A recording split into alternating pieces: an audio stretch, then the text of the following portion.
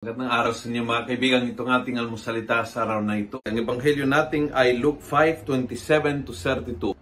Sabi ng ebanghelyo, after this, Jesus went out and noticed a tax collector named Levi sitting in the tax office. He said to him, "Follow me."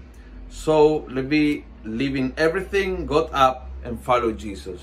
Tatlong bagay na ginawa nitong mamang ito na sobrang makasalanan, sobrang hindi niya na-imagine na meron siyang pwesto sa mga maglilingkod sa Panginoon. Hindi niya ma-imagine na siya ay pwedeng piliin ng Diyos. Dahil sa kanyang mabigat na kasalanan, siya ay ostracized ng iba. Parang feeling niya at feeling ng iba, isang maruming makasalanan, walang pwesto sa pagkahari ng Diyos. And here it comes, yung anak ng Diyos mismo ang nag-imbita sa kanya, "Follow me." So anong gagawin mo if you are in that position na sa sobrang daming pagkukulang at pagkakasala, feeling mo wala kang pwesto sa paglilingkod sa Diyos? Ito ang ginawa ni Levi. Leave everything. Lahat ng bagay na nakahila sa iyo pababa, you have to leave it. Importante yun Kung hindi mo iiwan, hindi ka aabante, parang naka-handbrake ka.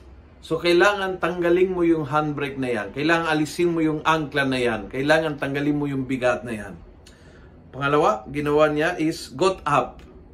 You have to find your own standing. And then, sumunod kay Jesus. Walang makasalanan na walang kinabukasan. Walang makasalanan na walang pwesto sa paglilingkod sa Diyos at sa kaharian ng Diyos. Basta stand up, leave everything that is weighing you down, and follow Him. May pwesto para sa iyo. Kung nagustuhan mo ang video ito, pass it on. Punuin natin ng good news ang social media. Gawin natin viral. Araw-araw ang salita ng Diyos.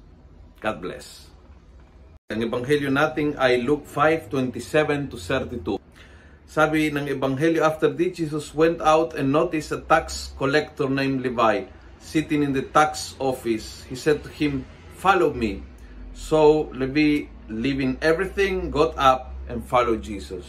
Tatlong bagay na ginawa nitong mamang ito na sobrang makasalanan, sobrang hindi niya na-imagine na meron siyang pwesto sa mga maglilingkod sa Panginoon. Hindi niya ma-imagine na siya ay pwedeng piliin ng Diyos. Dahil sa kanyang mabigat na kasalanan, siya ay ostracized ng iba. Parang feeling niya at feeling ng iba, isang maruming makasalanan,